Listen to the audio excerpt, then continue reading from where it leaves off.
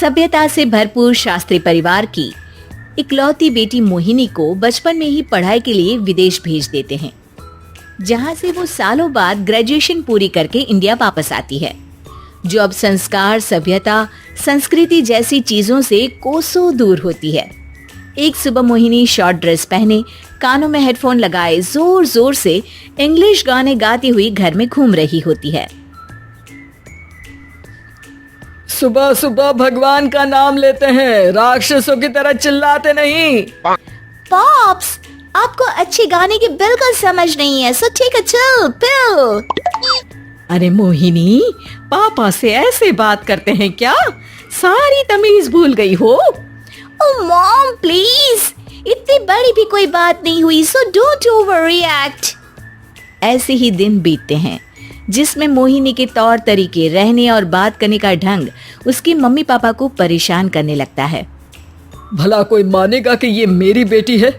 रीति रिवाज और संस्कारों से तो इसका दूर दूर तक कोई नाता नहीं, और अब तो लगता भी नहीं कि कभी होगा।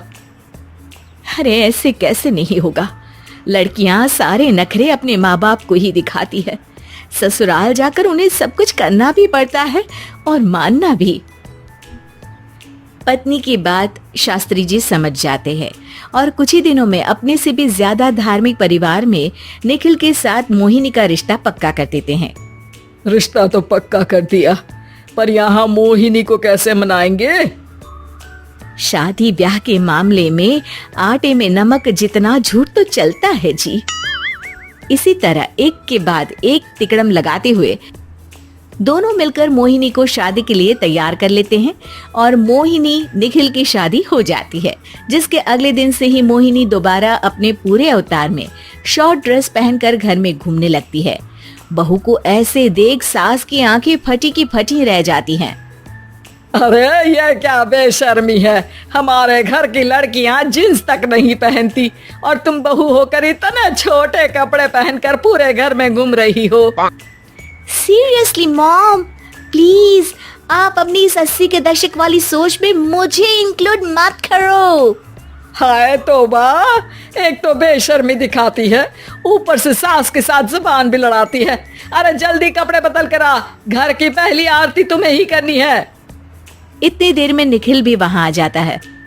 माँ पापा आने वाले हैं, पूजा का सारा सामान तैयार है ना? ये पूजा हमेशा मेरे बॉयफ्रेंड्स के पीछे पड़ी रहती थी और अब हस्बैंड के पीछे भी आ गई। मोहिनी की बातें सुन सास तो अपना सिर पकड़ लेती है, लेकिन निखिल किसी न किसी तरह उसे पूजा के लिए कन्विंस करके कपड़े चेंज करने के लिए भेज देता है, जिस पर पूजा खत्म होने के बाद वो एक बार फिर अपनी शॉर्ट ड्रेस में आ जाती है।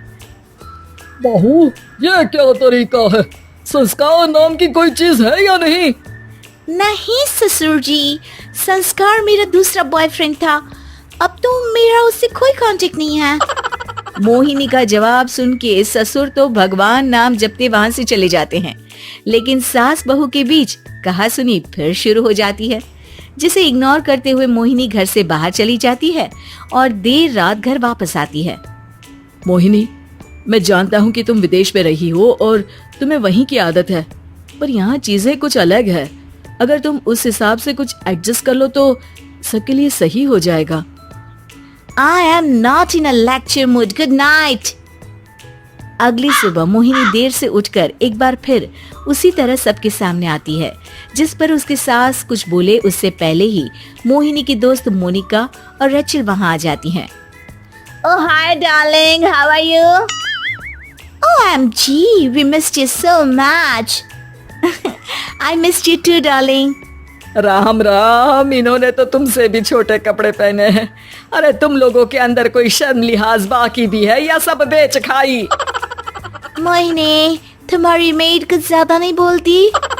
इस पर मोहिनी की दोस्त उसकी सास का मजाक बनाने लगती है, जिसे सुन निखिल उन्हें जवाब देते हुए कड़वे शब्द सुना देता है और वो सुन के वो दोनों तो मुंह बनाए वहां से चली जाती है, लेकिन गुस्से से लाल मोहिनी वहीं खड़ी निखिल को घूरती रहती है। घूर क्या रही हो? तुमसे शादी की ये सोचकर कि विदेश में पढ़ी लिखी हो, घर में कोई पॉजिटिव चेंज लाओगी, अपनी करियर के लिए एम्बिशियस होगी, पर अपने इस बिहेवियर से उस पढ़ाई के साथ साथ अपने मम्मी पापा के नाम को भी डुबो रही हो। अगर तुम्हें ऐसे ही हाल रखना है तो यहाँ रहने की कोई जरूरत नहीं है। निखिल की बातें सुनकर मोहिनी रोते हुए घर छोड़कर अपनी मम्मी पापा के पास वापस आ जाती है। ससुराल में सब कुछ ठीक तो है? वो अपने आप को समझते क्या है? मोहिनी पर चिल्ला रहे हैं? मैं क्यों उसके इशारों पर चलूं? मैं अपनी लाइफ अपने तरीके से जीना चाहती हूँ और वो ना आप लोगों को मंजूर था और ना ही उन्हें है। तुम यहाँ नहीं रह सकती। अपने पापा की बात सुन के मोहिनी हैरान रह जाती है। हाँ, तुमने बिल्कुल सही सुना।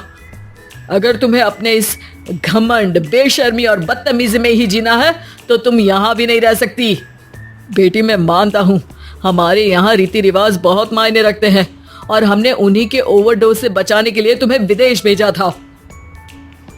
एक लड़की जो शादी करके घर और बच्चे संभालती है, उससे तुम अपने आप को ज्यादा समझ सको इसके लिए भेजा था। तुम उससे ज्यादा समझो और बनो, पर तुम तो किसी दूसरी ही ट्रेन में चढ़ गई बेटा। उसके मम्मी पापा बहुत देर तक मोहिनी को सारी बातें समझाते हैं, जिन्हें सुनकर मोहिनी को अपनी गलती का एहसास होता है। वो जॉब ज्वाइन कर लेती है और ससुराल वापस आकर उन्हें मॉडर्न बनाती है और खुद भी कुछ रिवाज सीखते हुए खुशी से रहने लगती है।